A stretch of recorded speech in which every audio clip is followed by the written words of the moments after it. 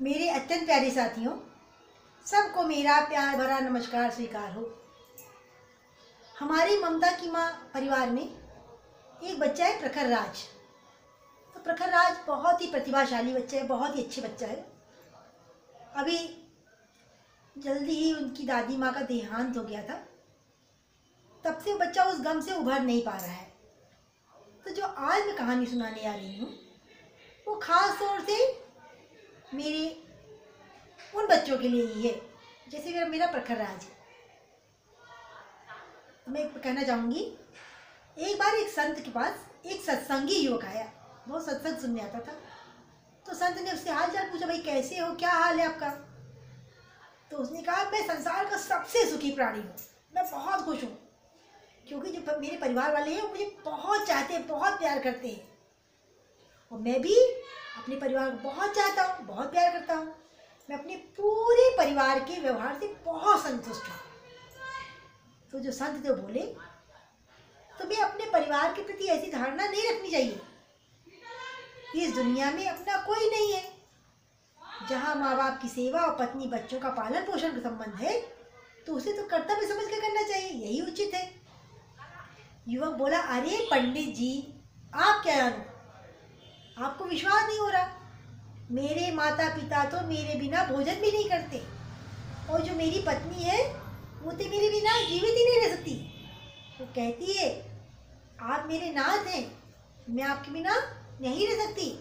आपको कुछ हो गया तो मैं भी अपने प्राण त्याग दूंगी। वो हमेशा कहती है कि जल बिन नदी, फूल बिन बारी, वैसे नाथ प्रभु पुरुष बिन नारी, कि तुम्हारे बिना तो मेरा जीवन ही बेकार है।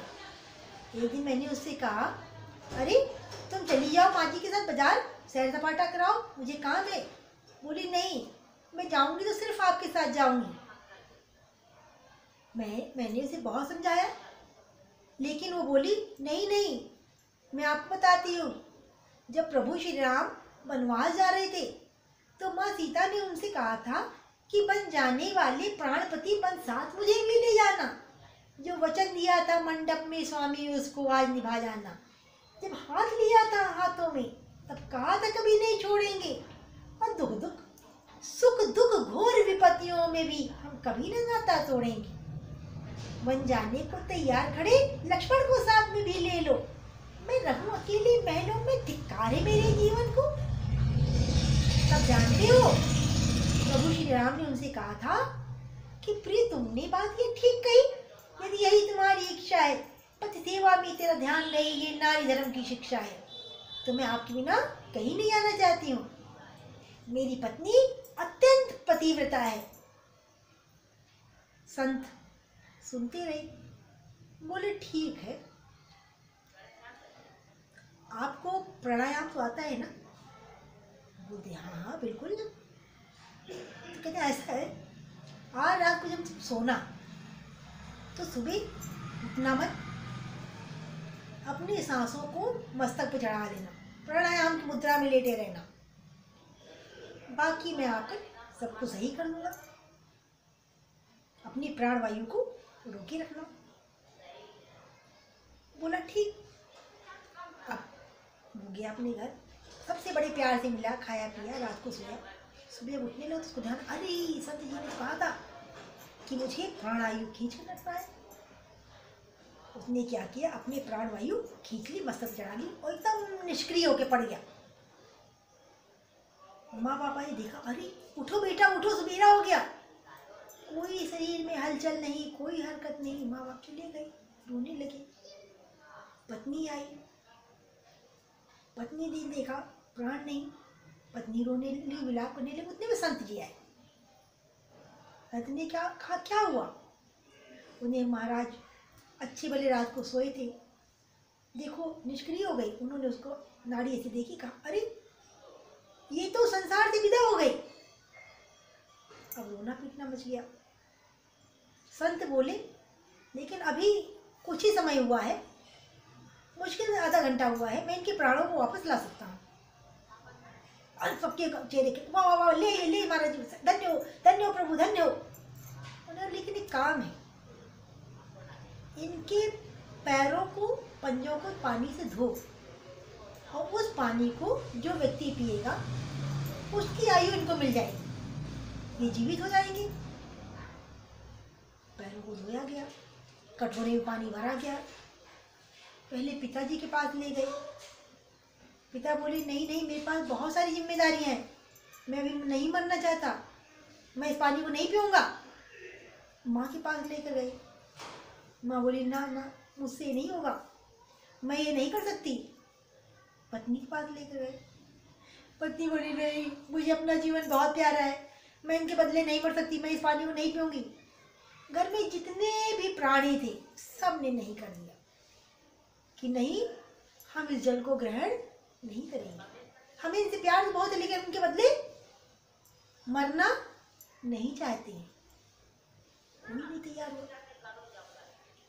तो जो संत महाराज थे वो बोले ठीक है, इस पानी को मैं पी लेता हूँ।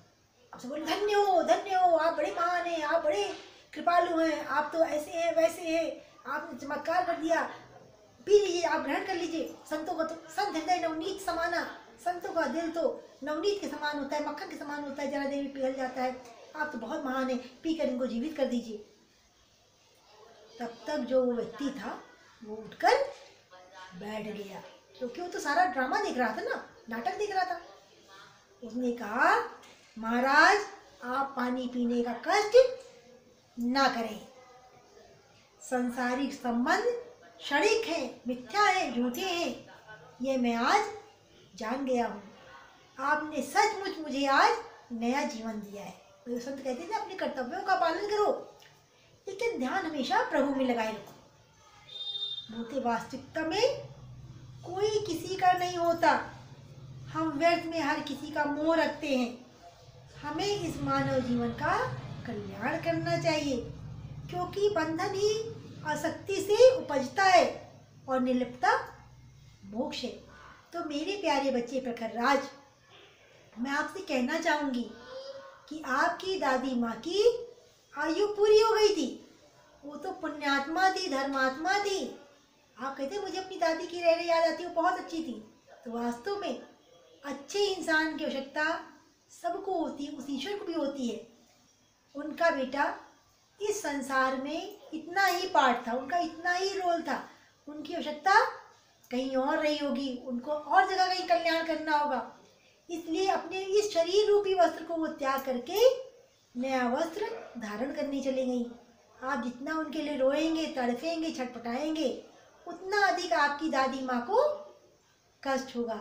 तो मेरे लाडले कहते ये संसार निरंतर परिवर्तन हो रहा है, जो दिन दिन सरक रहा है वही संसार है। ना बेटा यहाँ मैं अमर हूँ, ना आप अमर हैं, कोई भी यहाँ अमर नहीं है। जो भी आया है उसे एक दिन जाना है। तो मेरे प्यारे बच्चे प्रखर राज बेटा, अपनी दादी माँ को, उनकी मधुर स्मृतियों को दिमाग में रखो।